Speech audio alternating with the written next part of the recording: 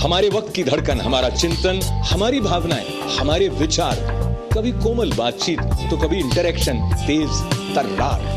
तय करें मिलकर what is wrong, what is right. ITV पर अशोक व्यास के साथ insight tonight.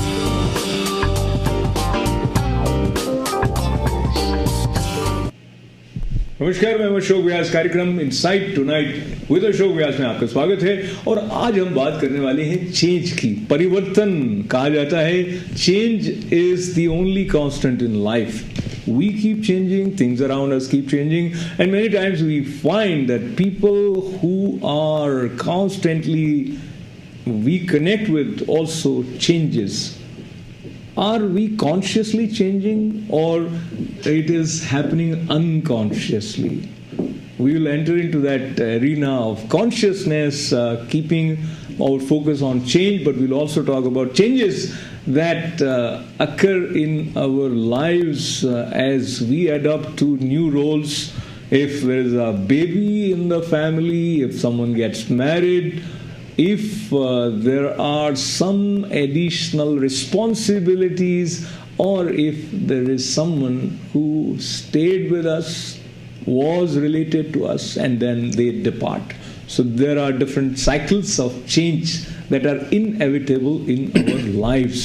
And today I have a wonderful panel to talk about what to learn from change, what way we can initiate that change which will bring us a little nearer to the sense of satisfaction and fulfillment. So let me begin by welcoming two gentlemen who represent a wonderful organization, Chinmaya Mission New York.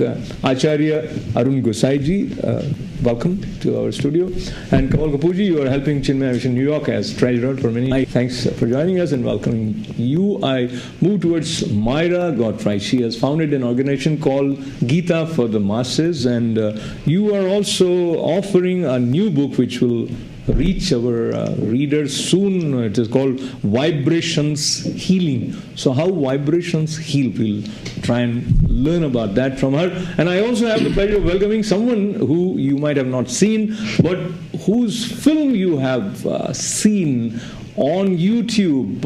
It was made just using Google Glass, called Seeds. Anish Chaganti joining us from California now? Yeah, Los Angeles. Los Angeles. So LA, all the way from LA. He's here for a couple of meetings because he's a budding filmmaker and he has established and made a mark with this small offering that we'll be sharing with you. So why don't we begin by someone who has come all the way from LA. So tell me, Anish, when you look at the change as a filmmaker, what it means to you as a storyteller? Well, I think when I'm coming up with any sort of story, change is sort of the most important part.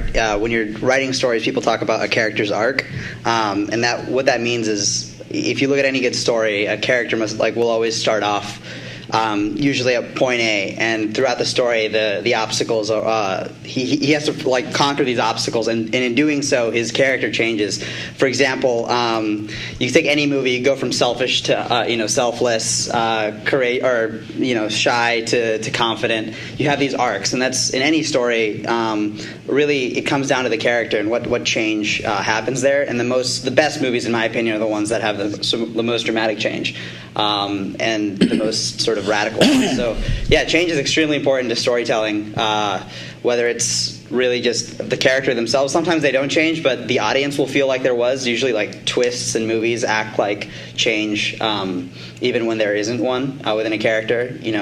For example, I don't know if you've seen The Usual Suspects or something. One of the characters doesn't really change, but the twist at the end when you find out what's actually going on, it feels like that to the audience. But so change is whether it's in the audience or in the character, it's one of the most important elements of stories.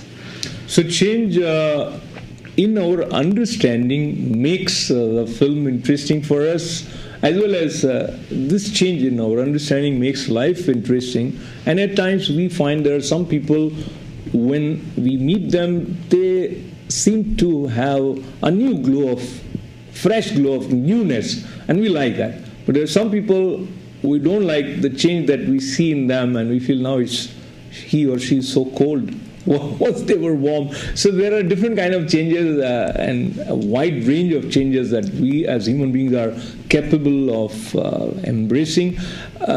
Referring to storytelling, filmmaking, characters, there are two types of characters we sometimes classify, some static and some growing characters.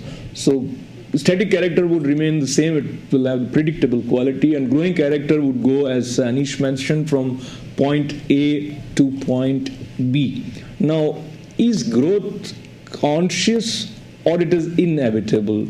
Let me request first Kamalji to share his thoughts on that. When I started my career in accounting, there were no personal computers, there were no fax machines, there were no cell phones. So technology has been the very, very fundamental change of the last 20 to 30 years.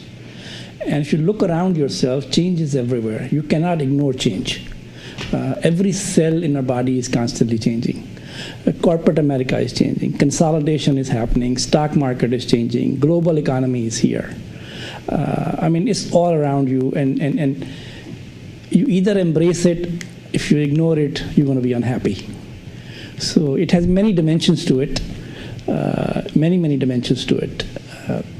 So there are many dimensions, and we just take a cue from that line where he says either you embrace it or you'll be unhappy, and whether all of us would agree with that as a universal statement or not is something worth evaluating with the help of Myra. And is it the individual who is creating the change for himself or herself, or it is always thrusted upon you? So from the point of view of being a creative human being, is it always advisable that you accept the change and walk with the time, or you create your own path? I think it's both. I think it depends really on how conscious an individual is, how strong they've cultivated their willpower or sankalpa. A lot of people, change is completely inevitable, and change will be thrust upon you. Or more appropriately, it's perspective. Whether you feel that it's being thrust upon you, or whether you feel that you've been a conscious co-creator in what's going on in life. Any situations that happens is always dictated by something that you've done in your past or that you're doing in your present. And what you do in your present will always determine what happens in the future. So no, you absolutely don't have to accept the things that are coming to you. If you want to become conscious and choose how your life goes, you have to exert a very strong influence through your will on the present moment to make change flow with your consciousness, not so that consciousness in general is pulling you along with it. And you can choose either trajectory. You can choose to be dragged along with the currents of change, or you can choose to be a creator in that and make consciousness flow to your will. But that takes a lot of work. Absolutely. So I just find that interesting area or interesting space where we are told by Myra that it takes a lot of work. And as human being, you are always in the thick of action, sometimes consciously, sometimes unconsciously. So how to be the maker of your own destiny? If we dwell deeper into the message of Bhagavad Gita with the help of Acharya Arun Gosai ji, what would you say? Is it possible for man to be the creator of his own destiny, or you just go with the flow? Absolutely right. First of all, Ashok ji, let me say namaskar to you and namaskar to all our viewers. So, when I go to the store, the one thing I look forward to, Ashok ji, is my change. When I make a purchase, I look forward to change. And if it's one secret to life, Ashok ji, one must look forward to change in his life. Because even the Ganges, the most powerful river in the world, both spiritual and material, it changes constantly. That alone teaches us that change is a good thing. Us being here, living together, us sitting here, it's no coincidence. We must accept all situations with the same equal vision to better our lives in the future. So, going back to destiny, all of us by our actions in the present moment, we encounter something called a destiny. For example, if I study hard and I put all my efforts into getting an A in my class, right? By studying, an A on the next exam is guaranteed. If I do not study, if I'm lazy, if I'm lethargic, how can the A come? So destiny comes as a result of our current actions now. And also, when we meet that destiny, when I get that A, my free will comes into the picture. Because every moment is a new chance to do better. So I met my destiny, now I have to act on that. That is called free will. Many a times people come to situations in their life. They're puzzled, they're bedazzled by the current moment. But they must ask themselves, what did they do in the past to influence this change, whether good or bad, in the current moment? Their mind must have been colored a certain way. The quality of mind, if they did a good thing, was great. The quality of thoughts, if they did a good thing, was single-pointed. The direction was there. So they met a good destiny. The person who was dejected in the past, the person who didn't try his best, who left it just on the wayside, their current situation would not have been good. But everyone has the current moment to act on free will. What will I do now in my life to ensure a bright future for me? What will I do now in my life to ensure a bright change in the world around me? This is the question we must ask Ashokji. So what are you going to do now? Stay with us. And as you stay with us, I want to request Anish to share a few details about the concept that resulted into the film called Seeds, which we are going to share shortly. Yeah, Seeds was sort of a project that came around through Google Glass, which is obviously a part of Google.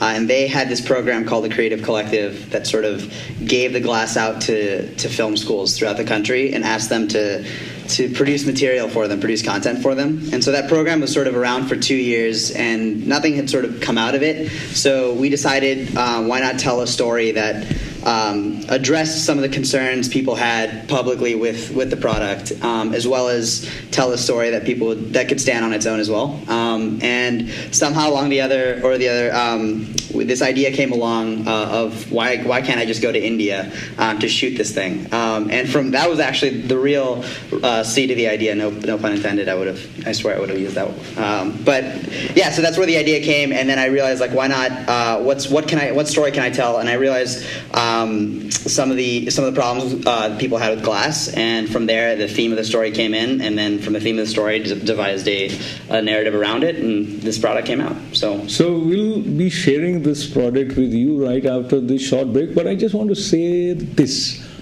Once upon a time, we used to think that filmmaking is a very mysterious, very cumbersome process, and nowadays, just like this Google Glass he used and created this wonderful film, which some of you might have seen on YouTube. It went viral, and some of you may want to see it with us again. So stay with us, and we'll be sharing Seeds right after this short break.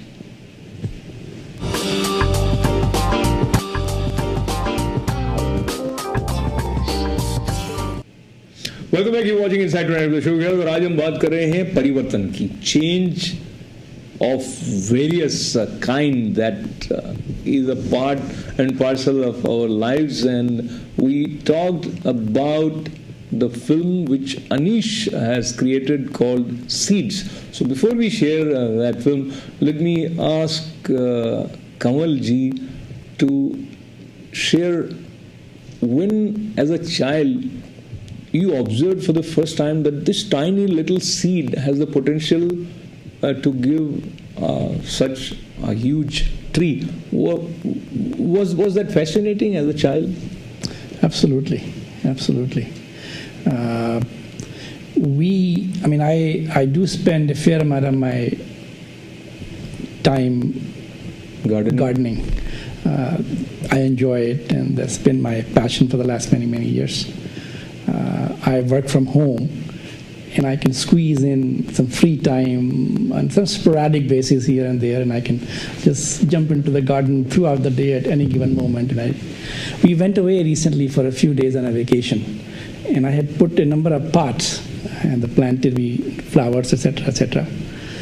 And when you see them on a daily basis, you see very little growth. It doesn't seem that it's changing that much. When we came back after 3 or 4 days, it was astonishing to see how much growth had happened.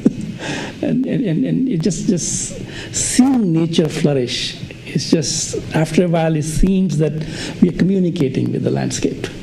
There is some intangible there. You know, you walk on grass, you water the plants. When they're dry, they're kind of low and they're not moving, and you put a little water and it comes up. You see life. You see the very life there, you know.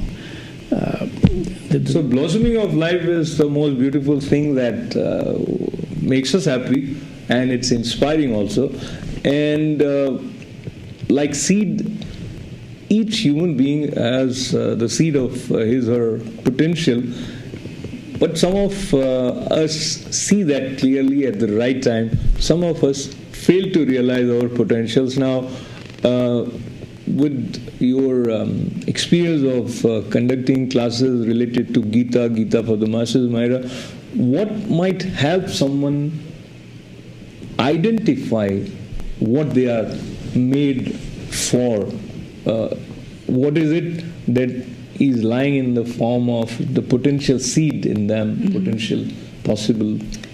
There's many, many, many different ways to go about that. I actually discuss a lot of that in my book that will be released next February. Dharma is your life purpose, what it is that we're meant to do. Whenever a person is able to identify what their Dharma is, that's the only potential time when your full potential can manifest, when that seed can sprout and become a mighty plant or a tree or whatever it is that it's meant to become.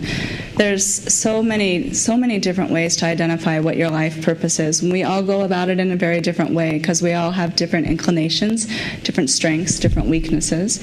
So it's really about finding out who you are. From my perspective, all spiritual practices, everything that I teach, it's just take everything you think you know, throw it out the window, and take what is going to help you to come into yourself, what's going to help you to find your keys and your secrets, what's going to unlock your doorways to yourself. Because that's the only place where you're really going to find what is my destiny, what is my potential, what is really lying inside of me.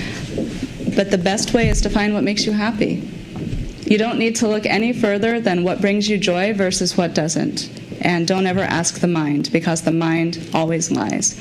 Ask the heart. Ask that silent voice within, what do you feel in your depth? What truly makes you happy beyond all reason, beyond doubt, beyond thought, and pursue it madly. If you really want to find what your potential is and what you're capable of, pursue what it is in your heart that makes you happy.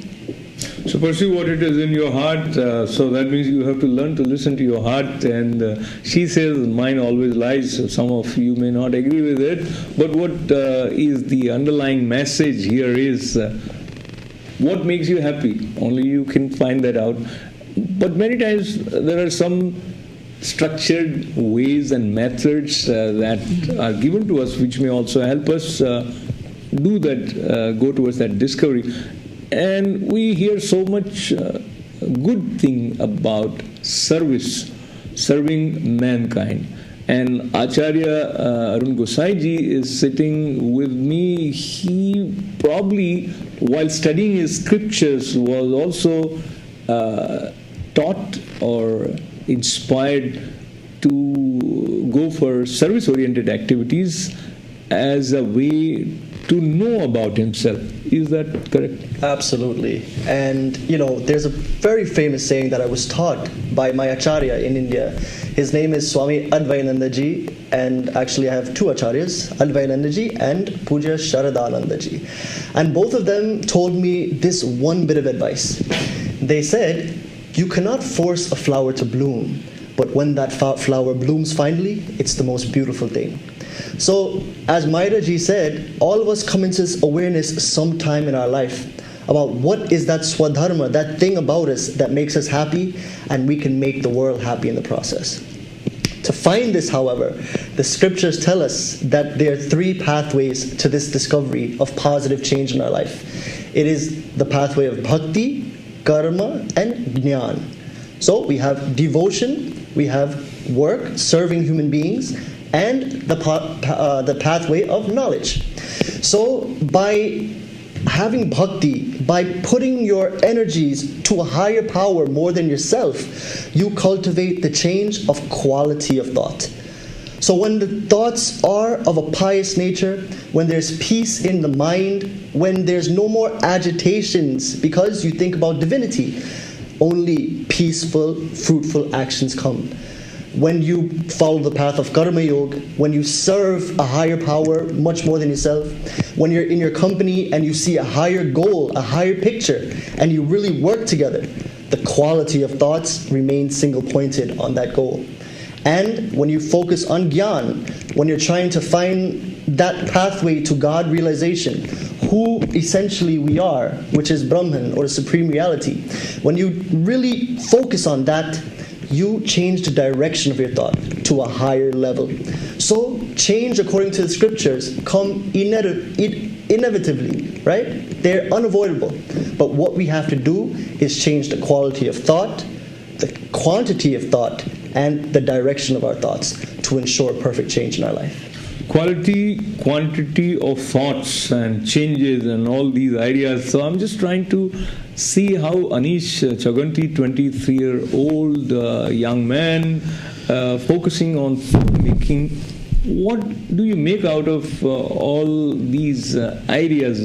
Do you feel you find yourself relating to what he's saying, or you feel this is not the space that you are familiar with and your creativity is not necessarily taking all these into account?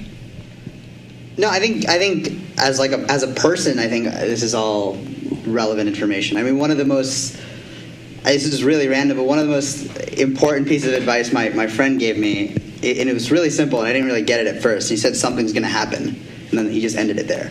And I was like, oh, okay, how's that a piece of advice? And then I thought about it more, and I realized, like, that's it. Like, the one thing that you can guarantee in life is that something's going to happen. And it's really like, it's how you respond to it that I think affects a lot of the future. And really, I agree with everyone here.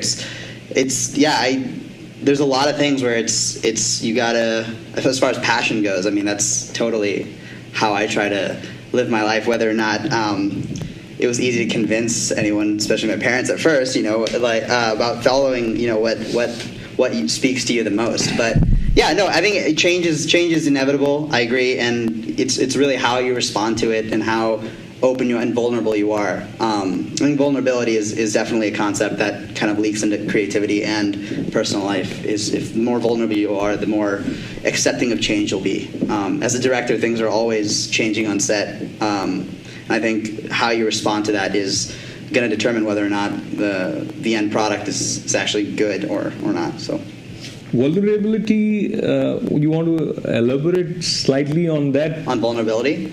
Yeah, as a creative person, I think the best work, the work that I'm most proud of, and the work that others are most proud of when they do it, is just honest work. And I think honesty is derived from vulnerability. And by that I mean just being open to an experience or a person or an encounter or really anything, and sort of responding purely as you, and not as I'm a stranger on a subway, I shouldn't do that, or I'm at, like, that's not social. It's just being comfortable in who you are and responding just to yourself, and your immediate reaction, whatever that is, assess it and sort of act on that rather than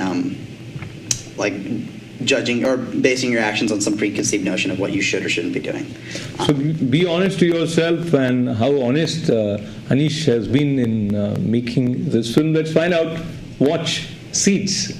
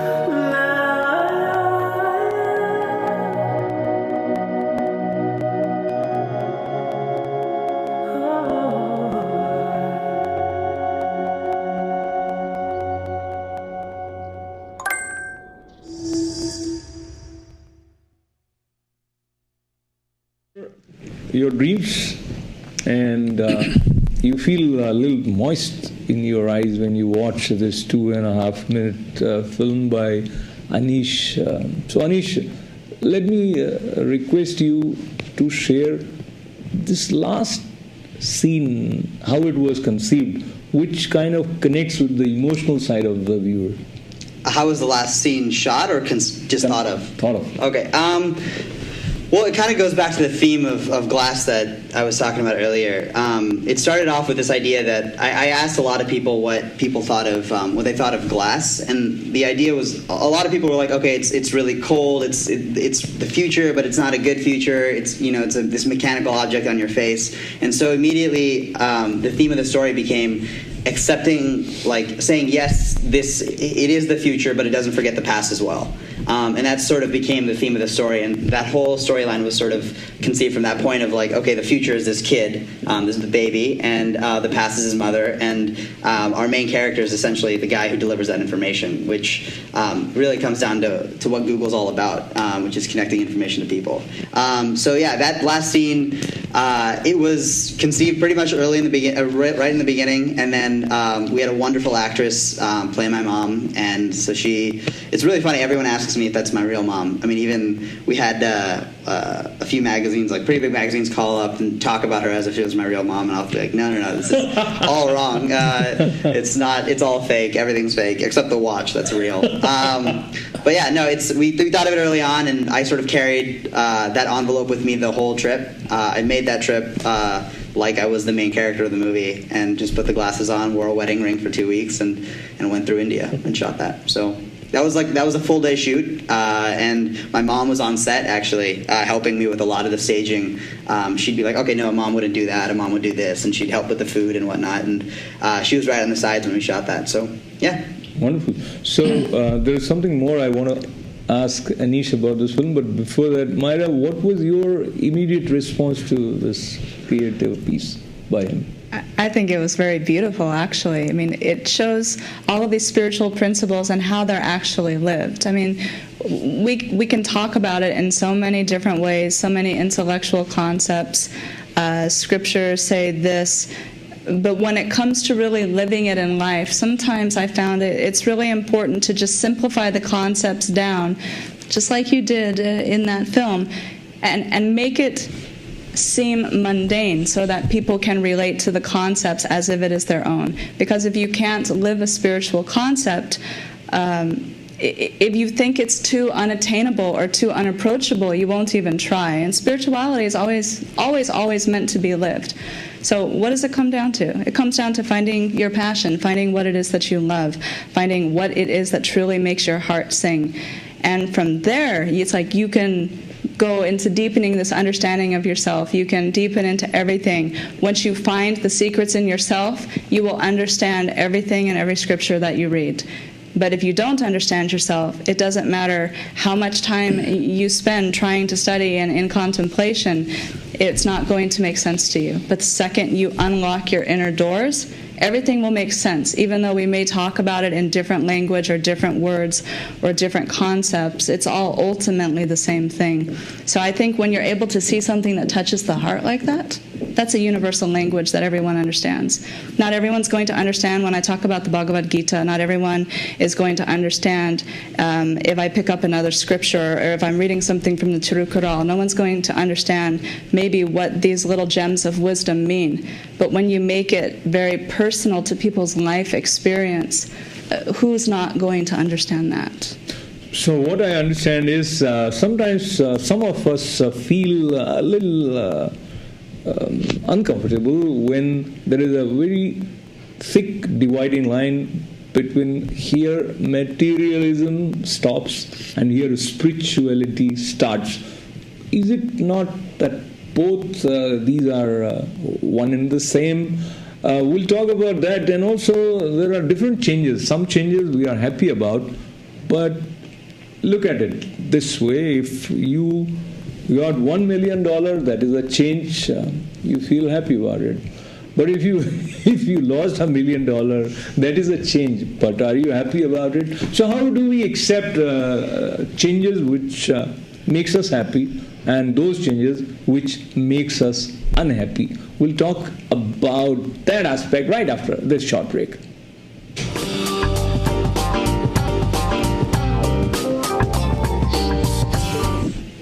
Welcome back. You're watching Insight Tonight with Ashok Vyas, and we are talking about change. Time changes, and there are many changes that we create, and some we receive, and we respectfully accept them.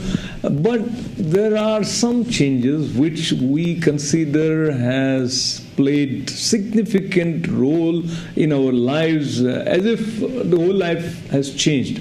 Sometimes this changes for good. So let's talk about the positive side of change for now, pertaining to personal experience.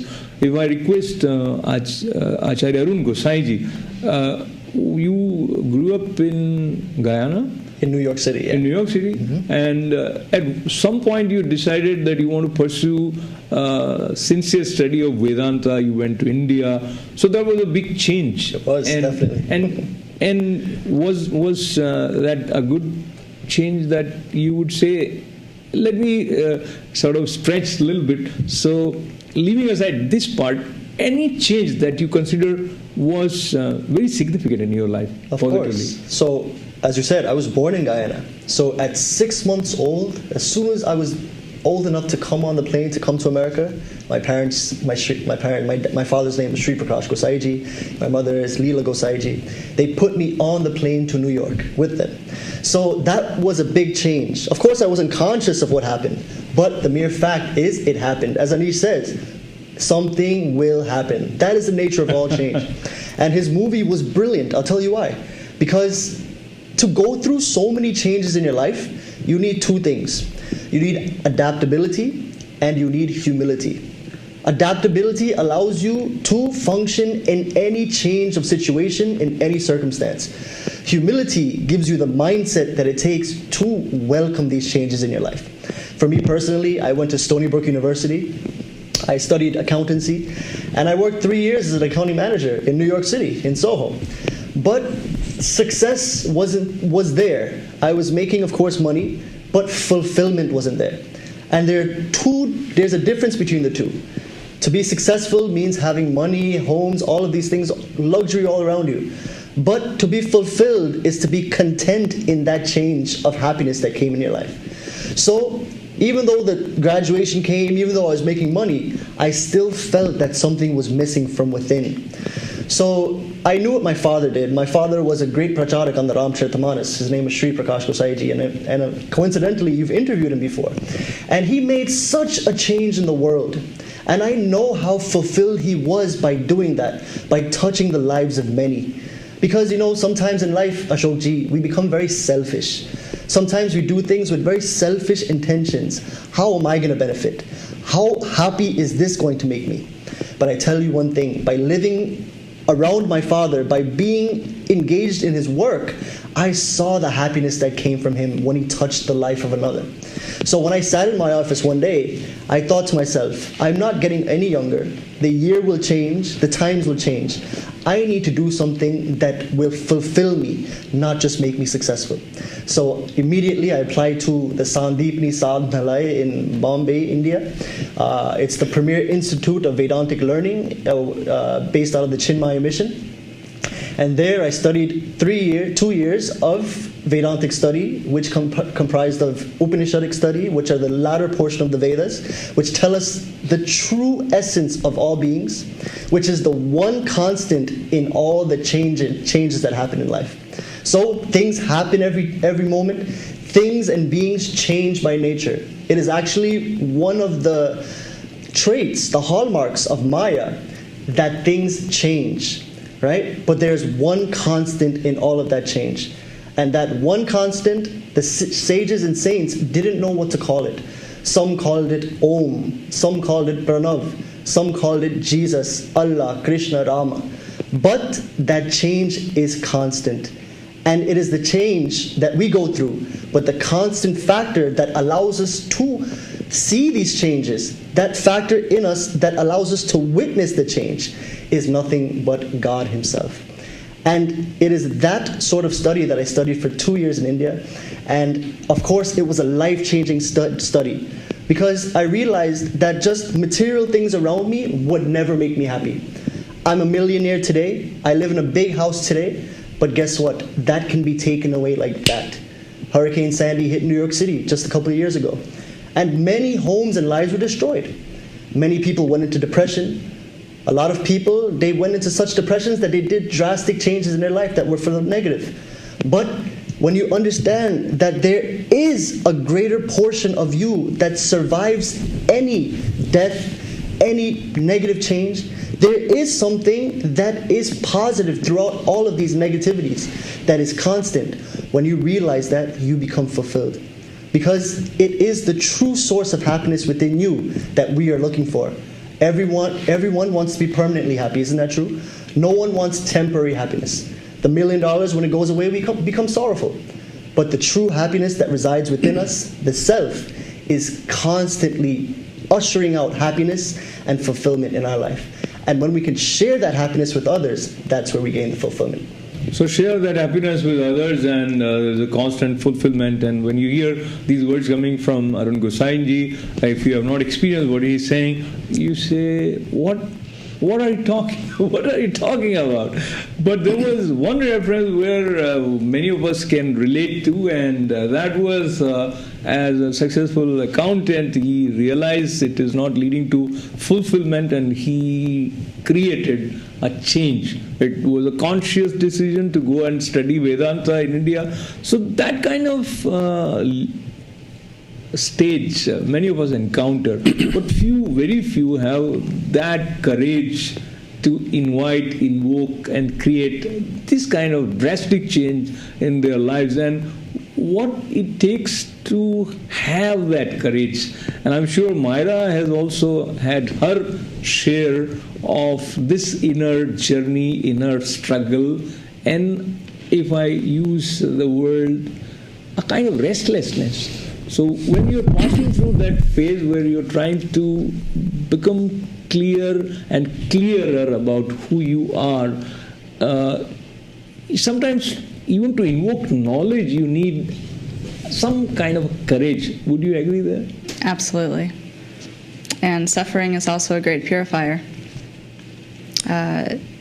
There's always going to be a little bit of suffering with change because you don't know what to expect, and the mind is always wanting to gravitate towards what it knows. It can't really know what the future holds. Again, the heart knows everything, but it takes the mind a long time to silence itself until it can listen to the heart. I had such drastic change happen in my life. At the time when I met my guru, again, I wasn't fully contented or fulfilled with my life. I used to be a molecular biologist. I so intently pursued my spirituality, his teachings. I listened to every discourse he had ever given. I had gotten my hands on everything I possibly could that he had ever publicly and non-publicly released, to the point to where that single-pointed focus destroyed the rest of my life. I lost everything in my life. I lost my health, I lost my job, I lost my marriage, I lost my home. Absolutely everything was destroyed. And that was what was necessary to lead to me coming to a place of greater fulfillment, to figure out what is it that I really want? What is it that the spirituality means? I've always been close to God since I was a child, but of course you're brought up in ways people tell you, you need to go do this, you need to do this for a career. I was told to pursue medicine. I decided not to do that after I had had my children. I decided to go into research instead. It still wasn't totally fulfilling to me. And so eventually, you have to ask yourself those questions. You know, if you're discontented enough, you'll finally have to ask yourself, what is going to make me happy? And be willing to go through the process of change required to dissolve the things in your life that are not taking you towards what's ultimately going to lead you to that highest success. So like when you were speaking about the changes you went through with going to school to pursue your spirituality, that led you in the direction that has brought you towards a greater fulfillment in your life. All of the changes that I have endured have definitely brought me to a place where I'm more greatly fulfilled as well. I think it's this constant evolution. We're always changing, we're always growing, we're always aspiring to make a bigger and more meaningful change in the lives of others, and also like in our own lives to make the biggest impact possible. So that's a matter of being able to acknowledge that too. Where are you in this moment? Is what you wanted 2 years ago the same as what you want now? Are you actually working towards fulfilling your goals so that you can keep moving forward? Because unfulfilled goals, they don't just disappear. You're going to either have to fulfill them or totally burn the seed of that karma and that desire so that you then can be single-pointed enough to pursue what it is that you want to pursue. But with will, anything is possible. You can do anything you want or need to in your life. So there are a couple of things. Unfulfilled goals do not go away. They remain in the seed form. She also talked about that step-by-step journey of becoming single-pointed, focused on, if I say, her pursuit for the truth that led to, she used the word destroyed, or maybe she was in a situation where you moved away from family, job, etc. That would No, I wouldn't say I moved away from it. I would say the intervention of Shakti and the Divine Mother was so intense that Kali force literally ripped my life and my karmic world asunder. It destroyed everything within a matter of about a year. It was gone, and I felt at that moment victimized and helpless. I felt like I was a victim of the circumstances of my life. But in reality, it was my will, it was my aspiration. The sincerity of aspiration was taking away that which was no longer serving. And I did have the cognizance to realize that at the time, but it was still a very painful process to endure. So I wanted to go to Kamalji, and he is a householder, and somehow I would see Arun Gosaiji and Mayuraji somewhere near that side of renunciating, or have renunciated, or have committed towards serving the divine or the society with these ideas. So Kamalji, when you hear experiences of people like Arunji from a different side, and she grew up in America, of course he also, but so parents feel scared that if their kids start taking keen interest in spiritual studies, they would not be normal. Have you come across that? Well, let me take the case of an adult like myself. My journey with the Chinmaya mission has been a very short one, 5, 6, 7 years. And when I look back as to what I have learned, how far I have come along, how I begin in my own mind, how I challenge certain assumptions, it's been a fascinating journey. It's been absolutely a fascinating journey. It's opened up a range of possibilities for me.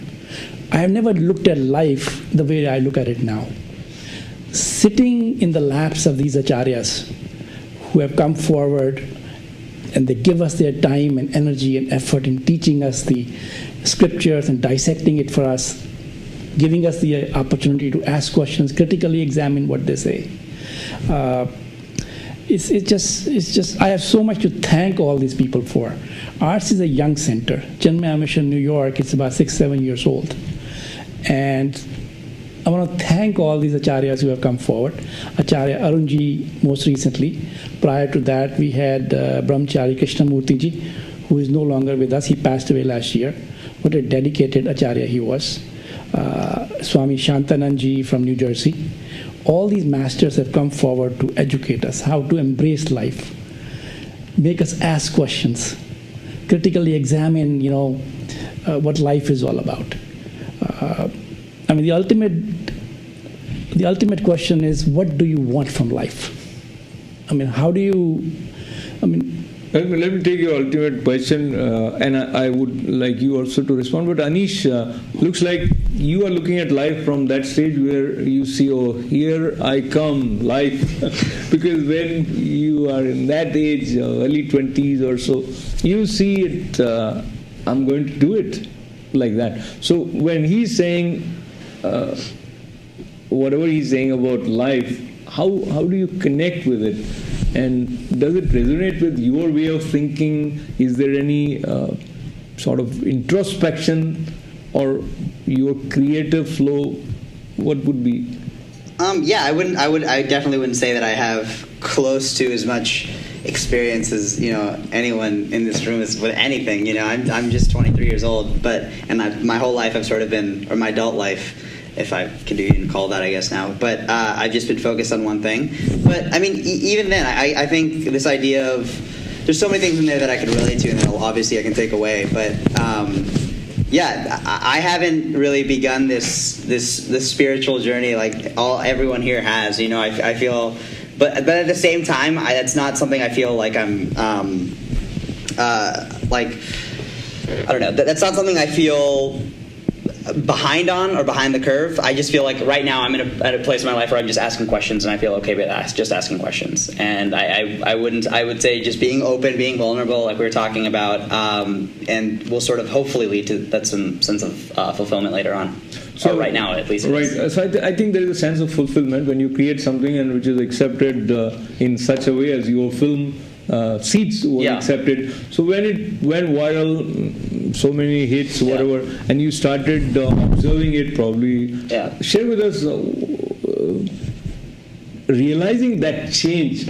What was the inner reaction? I think it was just it was nice after working for so long to sort of get confirmed that your creative instincts were on the right track. I think that was the biggest plus for this whole video, was that after it came out, you spend so much, the film industry, the creative industry is tough because you got really great people putting their heart and soul into projects that really never see the light of day. And for that to sort of more than see the light of day, but really to get praised in such a crazy manner that honestly just really my life made a 180 overnight, from just being another USC grad or another a filmmaker in LA, and we've got a lot of them out there, to being someone who people wanted to hear about or hear from. I think that was share the figure, how many hits already?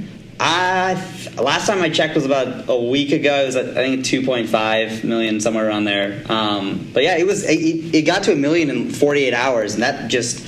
It was huge. I had so many. I think on Facebook I had like 300 friend requests on the day it came out. I had no idea what to do, And I accepted them all. I thought it was awesome. And the next day I had another 300, and we had all these mutual friends. And I click on them, and they're all the other guys that I didn't know.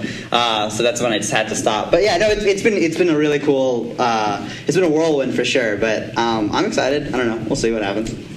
So very quickly, I know each one of us is excited about something or the other. And last word from you, Kamalji. You were continuing with that thought.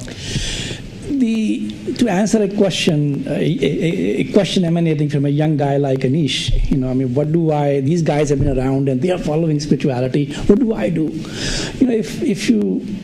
Life is going to kick you around at some point in your life. If you live long enough, life is definitely going to give you a kick. When that kick comes to you, what do you do? Are you prepared to handle it? How do you handle it? How do you examine it? What should be your action at that point? And the tools that Acharya ji is talking about, or the tools that Vedanta talks about, it gives you those vehicles, it gives you those... So just taking a cue from you, Kamalji, and if I rephrase what he's saying in terms of... saying that life is going to give a kick, meaning there are adverse circumstances, and one simple definition of yoga is your ability to smile in adverse circumstances is yoga. And I hope Acharya Arun Gosai would agree with me on that. And I thank Kamalji as well as Arun Gosai, Myra Godfrey, and Anish for joining us all the way from LA. And we really had a wonderful range of change in today's Insight Tonight with the show, guys. I'm sure you enjoyed, and there are going to be many, many changes in the programming lineup of ITV as well. Stay with us, and I'll see you again in this program next Monday. This is the show, guys.